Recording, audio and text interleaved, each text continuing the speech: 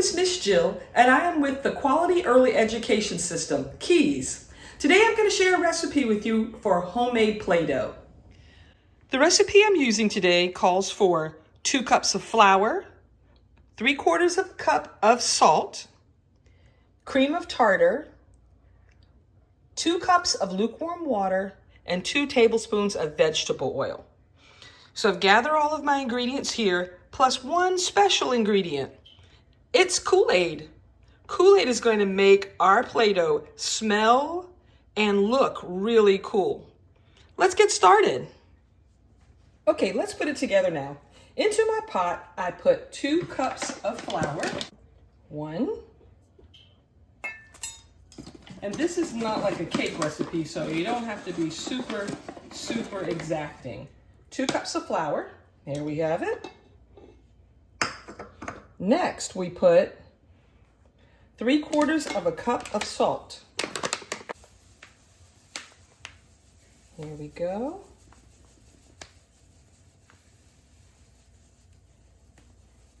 And I just keep the rest for my next batch.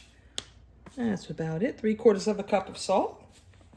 Next, we put 4 teaspoons of cream of tartar. And I have a really big container of cream of tartar because I plan to make this for lots of different classes. 1, 2, 3, 4. Next, I need 2 cups of lukewarm water. Here's 1 and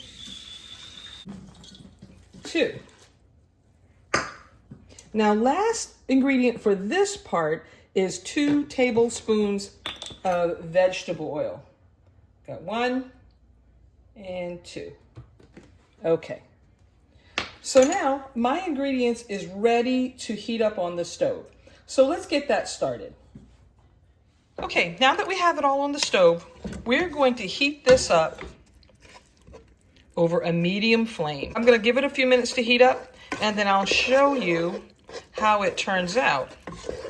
It takes a couple of minutes for it to start to congeal, and then it starts to pull away from the sides of the pot. We'll check back in just a minute. Now you'll notice that it's starting to pull away from the sides of the pot. You'll see it's starting to stick. Oh, I'm gonna have to grab it. You can see it has a different consistency now. It's heavy, it's thick, it's sticky. I'm just gonna cook it a little longer. I'm gonna turn my dough out onto, I can just turn it out right onto my countertop, and it's really hot. And now's when you want to start to knead it. You have to be really careful. This is the part you cannot have the children do. Now I'm gonna add the Kool-Aid in. Now I'm gonna put it on a sheet so it does not stain the counter. It may stain my fingers a little. So I start by putting it right in the middle. Oh, it already smells so good. Okay, and I'm going to just knead it in. I put on my plastic gloves so I won't get my hands all stained for the next few days. And you can see the color is starting to come through. And I'm telling you, it smells so good. Your kids will love this. Be sure to supervise them and let them know this is not edible.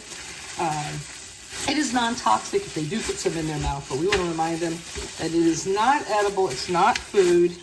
It's just really fun to play with. Nice. It is so soft and squishy already. Now, if you want your color to be more vibrant, you could add some food color. Maybe we'll try a little blue in there instead. We'll try a little blue. See, I just add a few drops of the blue. And then put it back on my board so the counters don't get messy. Maybe this will give it a little bit of a purple tone.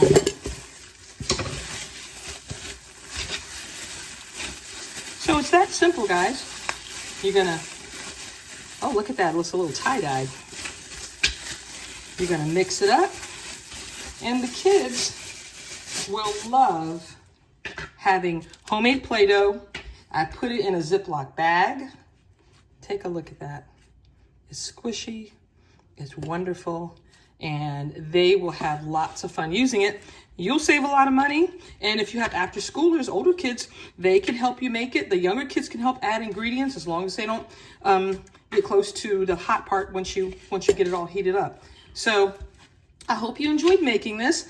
There are lots of great uses for Play-Doh. You keep it in a Ziploc bag once it's cooled completely, and this will last a good long time, probably a month or so, you know, before it gets too germy and you want to get rid of it. But it is very soft, very pliable, and just lots of fun. Hope you guys enjoyed it, and we'll see you next time.